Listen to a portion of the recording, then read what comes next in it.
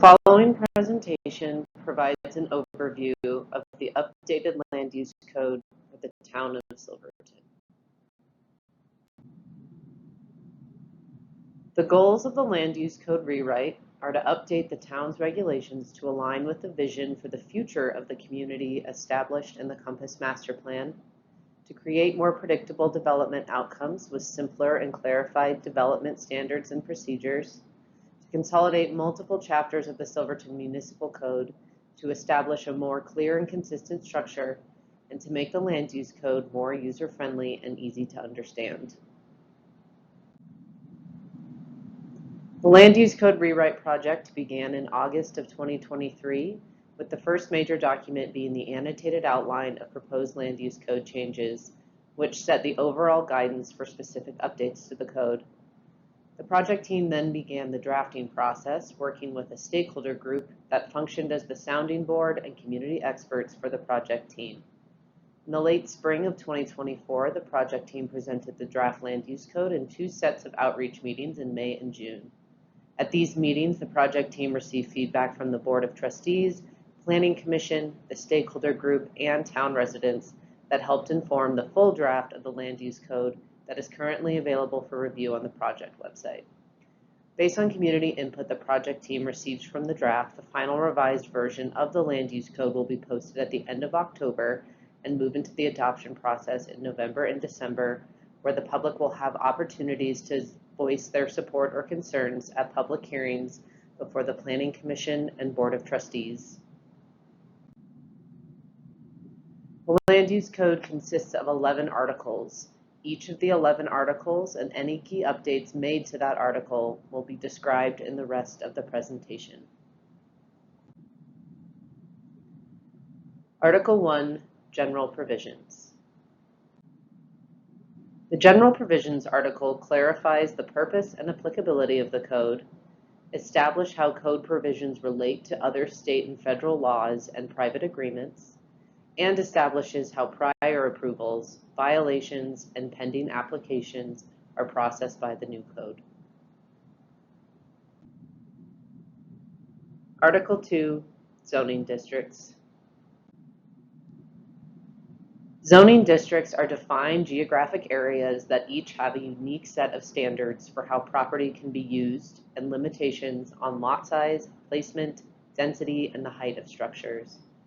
The draft land use code recommends a new zoning district lineup for the town that carries forward the public district, consolidates the R1 and R1A district based on similar dimensional and use restrictions, renames the other 4 districts to better reflect the intent of the district, and proposes 1 new zoning mixed-use neighborhood district intended to be applied to the zoning map to better support goals of the Compass Master Plan. The full set of zoning districts includes the following districts: R1, Neighborhood Residential, R2, Mixed Residential, MU1, Neighborhood Mixed Use, MU2, Downtown Mixed Use, C1, Gateway Commercial, C2, Employment Commercial, and P, Public. The Land Use Code also includes a summary table describing which zoning districts best implement the categories established by the future land use framework from the Compass Master Plan.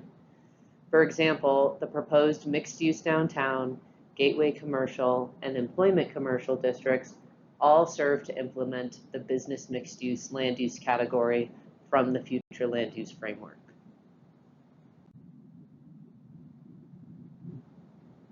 Each zoning district is subject to a set of dimensional standards that apply to either the lot or buildings on the lot. Dimensional standards include minimum lot area, maximum lot area where applicable, minimum lot width, minimum building setbacks, and maximum building height. The draft land use code proposes decreased minimum lot area for the current R1, R1A, and R2 districts.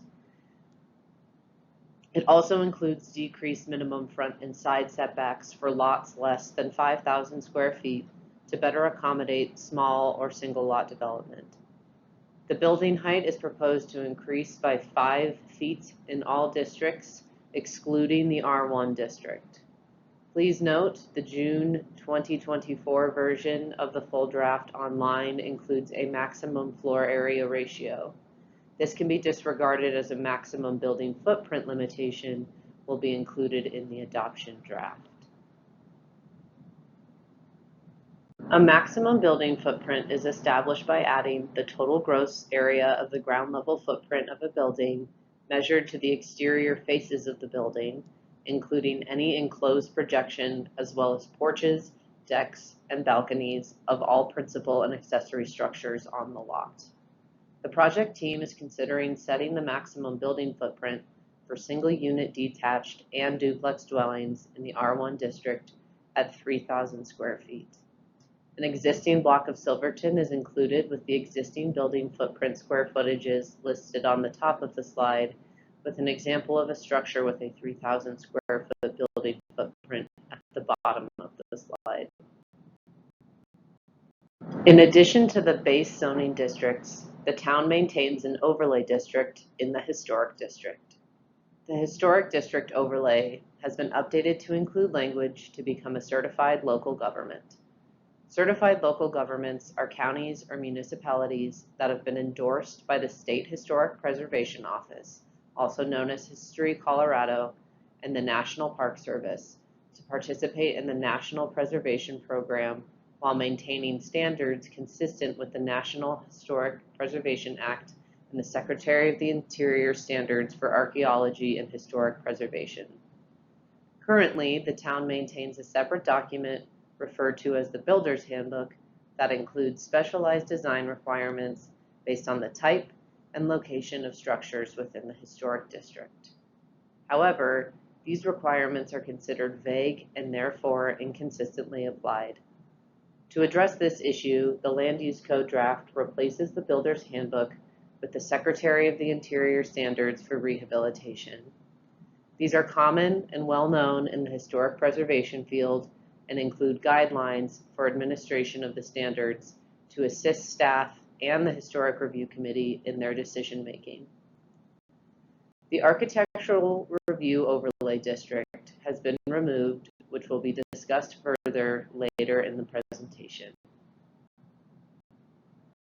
The Historic District Overlay includes design standards that require compliance with the Secretary of the Interior's standards for rehabilitation, require a pre-application meeting with the building official before submitting an application to identify any potential issues or concerns. The design standards also carried forward the existing requirement to maintain a mix of non-residential and residential uses, but clarified that residential uses can be located in the rear of the building and defined principal non-residential use as land use that tends to have or encourage interaction between the use and pedestrians on a street, including entering and exiting the use and viewing activity or merchandise inside the use from a street. Other standards address the requirement to locate buildings at the 0-foot front setback or the front lot line, designing larger buildings to be articulated every 50 feet of frontage, avoiding blank walls or walls with no windows or other variation along street frontages, using architectural elements that are compatible with the historic character of surrounding buildings or the district, incorporating glass doors and storefront windows on the ground level, protecting building entries from snow, balancing window patterns, and screening mechanical equipment. In addition to the design standards, the Historic District Overlay requires a special set of procedures. The Draft Land Use Code clarifies the responsibilities of the Historic Review Committee and added new processes for Historic District Overlay designation, which is reviewed by the Historic Review Committee and decided on by the Board of Trustees, as well as a process for minor and major Historic District Overlay review. Minor reviews are those with no significant or detrimental impact and decided on by staff, whereas major reviews are reviewed and decided on by the Historic Review Committee. The proposed review criteria is based on contributing versus non-contributing structures. The town will need to have a historic resource survey to make this determination which the town plans to do once it becomes a certified local government. This may also determine a period of significance, but until then, the Land Use Code considers a structure that is a minimum of 50 years old as the generally accepted standard to qualify as historic. Specific concern received during the drafting process focused on the installation of murals within the historic district.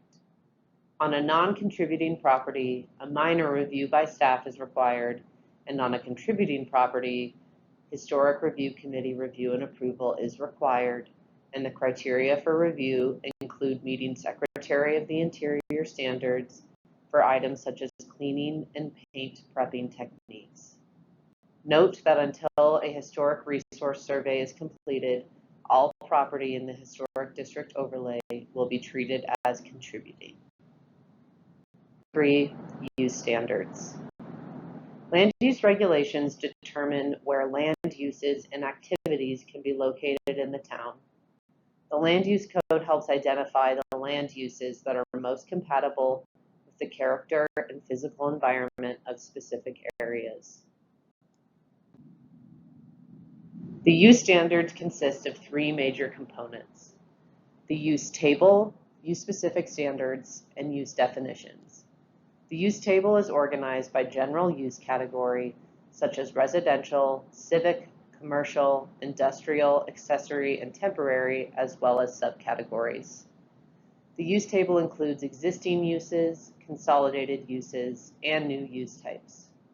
The use-specific standards are standards applied to certain uses based on proximity, compatibility, safety, environmental, or social characteristics.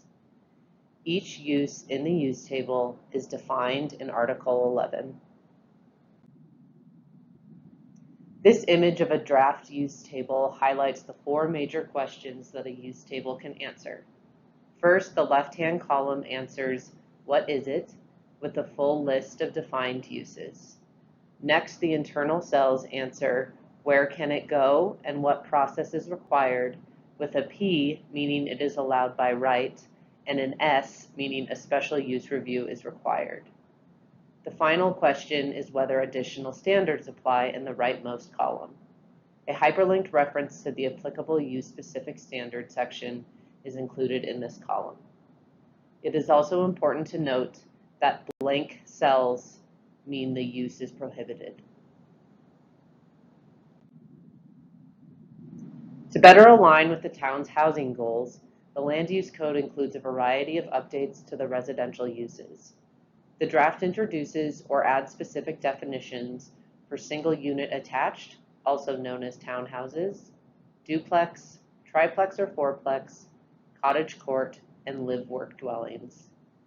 Tiny homes have been added as allowed structures within the manufactured home park use and can also function as a standalone tiny home park.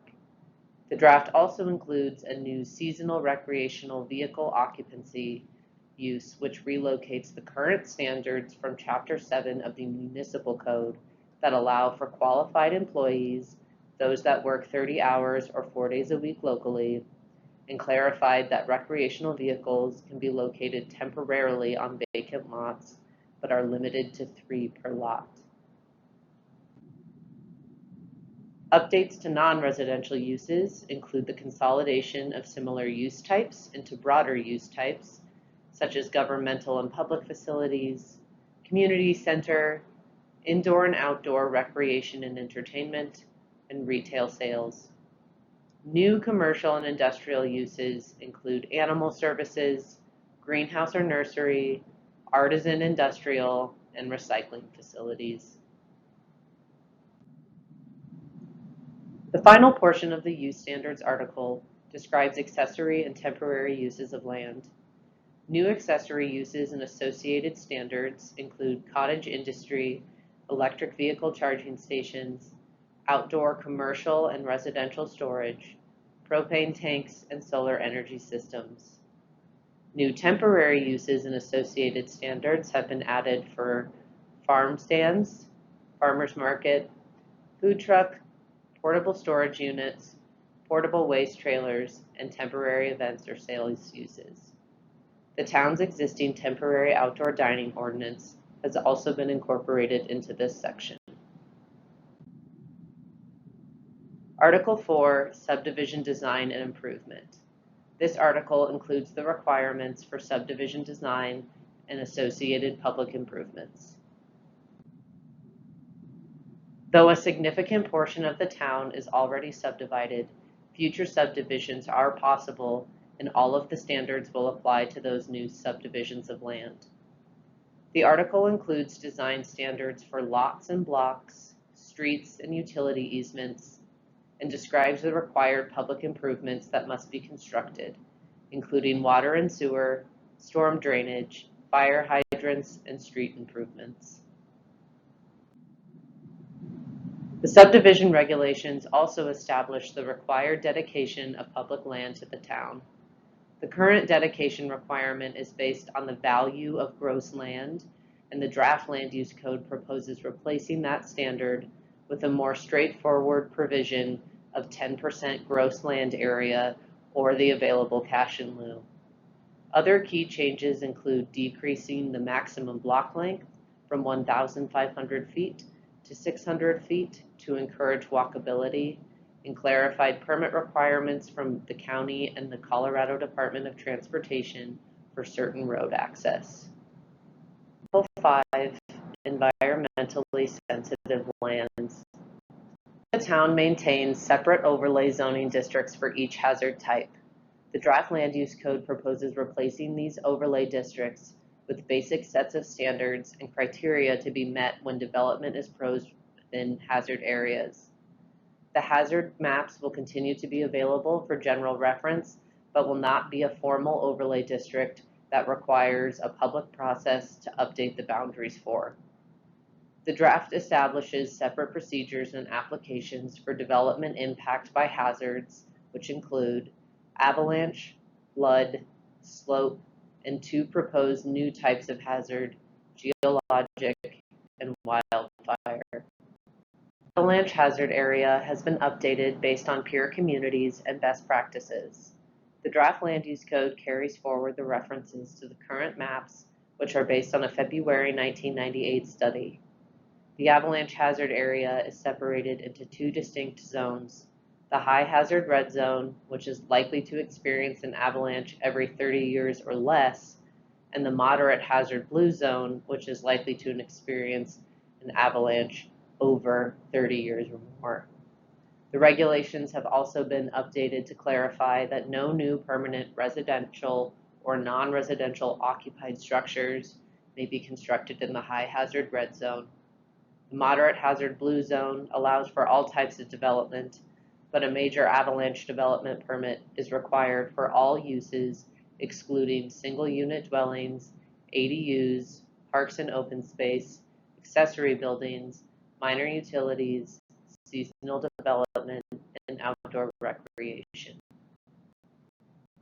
Hazard regulations have been reorganized for user-friendliness, but continue to align with best practices established by the Federal Emergency Management Agency, or FEMA.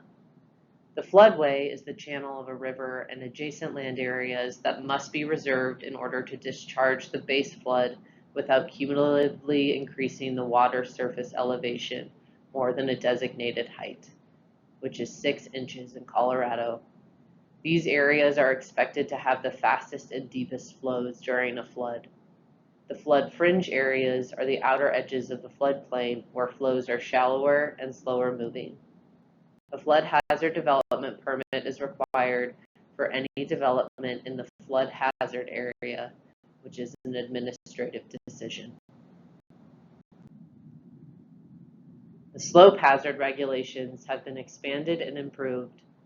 The draft clarifies that the standards apply to any development or subdivision on lots with an average slope of 25% or greater. For those properties with an average slope between 25 and 30%, an engineering study is required. There are limitations on where a building can be located, and there are additional erosion, grading, and street standards. No new lots or development are allowed on lots with a slope greater than 30%. Similar to flood hazards, a development permit is required, which is an administrative decision. The new hazard types proposed are geologic and wildfire. Geologic hazards include landslide areas, rockfall areas, and unstable slopes. The draft proposes a two-tier process based on the application type for the development, with most applications requiring a basic evaluation letter to determine if hazards exist, and if so, moving into a full mitigation study. The wildfire hazard requirements apply to subdivisions or development in the high-intensity wildfire risk areas as established by the Colorado State Forest Service. Article 6, Site Development Standards. Site development standards set minimum requirements for each part of the physical environment, such as land, utilities, and buildings, that form a development. Development standards affect the quality of development from design of the site, building design, and other specific site features. The draft land use code establishes minimum sidewalk and pedestrian walkway system requirements, introduces basic vehicle off-street parking design standards, including size of spaces and surfacing requirements, and proposes new minimum bicycle parking requirements for multi-unit dwellings with 5 or more units at 1 bicycle space per dwelling unit. The standards also include basic design standards for both short and long-term bicycle parking. The draft land use code includes minimal requirements related to landscaping, other than regulations that are required by the state related to non-functional turf. These regulations establish that non-functional and artificial turf, as well as invasive plant species, are prohibited for non-residential principal uses beginning in 2026.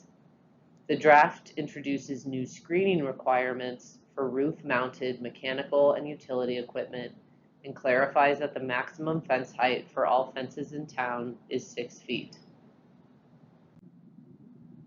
The next topic addressed in Article 6 are the site and building design standards. The approach to site and building design standards is proposed to follow a tiered system with 3 sets of design standards: townwide, those required in the historic district, and those required along Green Street, which is proposed to replace the current architectural review overlay district. The townwide design standards begin with a design intent statement that is intended to set forth the guidance that though there are more stringent standards within the defined historic district, outside of the historic district, the entire town is a historic landmark which should be taken into consideration when building and developing in Silverton. In addition to the intent statement, the townwide standards include basic parameters around the design of roofs, eaves, and parapets, the requirement to build with an understanding of the town's unique climatic conditions, a prohibition on reflective materials, on-site snow shedding and storage requirements, the provision of animal-resistant refuse containers, requirement to place utility connections underground, and the requirement for residential development with 3 or more units to provide bulk storage areas for tools, bicycles, ski equipment, and other materials. The townwide standards also include a recommended bulk plane limitation for small lot development on lots less than 5,000 square feet. This bulk plane limits the overall scale of the building envelope to prevent infill structures from being excessively bulky, tall, or inconsistent with neighboring properties. The Green Street standards are recommended to apply to all lots adjacent to Green Street outside of the historic district. Design standards include the requirement for the primary entrance to face the street, for the mass and form of buildings to be broken up or varied via balconies, windows, materials, roof forms, or other architectural elements, use of building materials that complement the historic character, and a roof pitch requirement for residential structures. As drafted, staff would be responsible for reviewing the design standards, but there is an option for staff to refer applications to the Historic Review Committee as needed. The final portion of the site development standards addresses outdoor lighting. Because the town is moving forward with becoming an official dark sky community, the regulations have been drafted to comply with the minimum requirements for designation by Dark Sky International, not just to be dark sky friendly. The draft requires fully shielded fixtures, restricts light spill, limits the temperature of lights, and establishes a lumen per acre limit. It regulates specialized outdoor lighting and includes some exemptions. It requires compliance of all outdoor lighting within 10 years, including existing lighting. And it requires a lighting plan to be submitted so staff can review it for compliance. Article 7, Signs. This includes all regulations related to signage throughout town.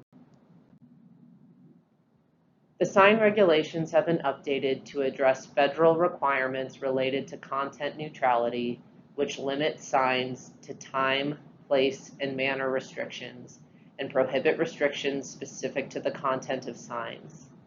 The draft clarifies how to measure building frontage, the area of a sign, and the height of freestanding signs. All temporary sign regulations are consolidated into one section for user-friendliness and clarity. Update recommended is the simplification of number, size, and height limitations applicable to permanent signs in town. In all non-residential zoning districts, the total sign area has been simplified to be 1.25 square feet per linear foot of building frontage or tenant space when it is in a multi-tenant building. Administration and procedures. This chapter of the Land Use Code guides how applications for development projects are accepted, reviewed, and acted upon by staff and local officials. There are four main parts of Article 8: review and decision-making bodies, development review procedures, specific procedures, administrative, and specific procedures, public hearing required. The review and decision-making bodies section consolidates all information about the purpose, responsibilities, membership, and procedural details of the San Juan Regional Planning Commission, the Board of Adjustment, and the Historic Review Committee. The development review procedures begin with a summary table of all procedures that lists the name of the procedure, whether a pre-application or informational community meeting is required, as well as which decision-making body makes the decision on the application. The article continues with common review procedures. Common review procedures identify and describe the procedures that apply to most development applications in the town. Common procedures include pre-application meeting, information meeting, application submittal and acceptance, administrative review and action, public notice, decision-making review and action, and post-decision actions and obligations. Any exceptions to the common procedures are listed in the specific procedure. The article continues with specific procedures. Specific procedures establish the applicability of each procedure, list specific procedural details that are changes from or additions to the common procedures, and describe the criteria for approval of that development application. Each specific procedure generally contains a purpose statement, the applicability, common review process, review and decision making, review criteria, appeals, and expiration. The specific procedures are further divided into administrative decision and those that require a public hearing. The draft land use code has moved many procedures to be decided administratively to simplify the process for all. Public hearings are required for more complex procedures where public process is important, like subdivisions, variances, and rezonings. 9. Nonconformities. There are 4 types of nonconformities: nonconforming uses, nonconforming structures, nonconforming lots, and nonconforming signs. New regulations in the Land Use Code applicable to all nonconformities include clarifying that nonconforming status is established when a use, lot, structure, or sign in existence and lawfully constructed and operating when the Land Use Code standards changed or by annexation. The regulations also confirm the authority to continue the use of land, allows for minor repairs that do not increase the nonconformity, and determines at what point a nonconformity must be brought into full compliance with the current land use code. The final 2 articles of the land use code address enforcement and penalty provisions and the definitions and measurements. Article 10 is a new article to describe how the town enforces land use code regulations, what is considered a violation, and the penalties or remedies available for the violation. This article also includes the current building and property appearance and maintenance section that prohibits buildings in all districts from being boarded up, with flexibility added for temporary winter protection. Finally, the definitions and measurements article collects all of the defined terms and measurements necessary to interpreting and administering the land use code. Measurements for building footprint, building height, lot area, lot width, and clear vision triangle have been clarified. All use terms are defined, and all terminology has been aligned with other town documents, including public works and housing policies. This concludes the overview of the Land Use Code. Next steps include meetings with the Planning Commission and Board of Trustees before the final adoption draft will be published at the end of October. The Land Use Code is expected to enter the public hearing process before the Planning Commission and Board of Trustees in November and December of 2024. If you are interested in reading the draft Land Use Code, taking the current survey, or reviewing prior land use code documents, including public outreach handouts, please visit the project website at silvertonluc.org. You can also submit comments and questions directly to Lucy, the Community Development Director, via email. Thank you for listening, and we appreciate your input on the Silverton Land Use Code.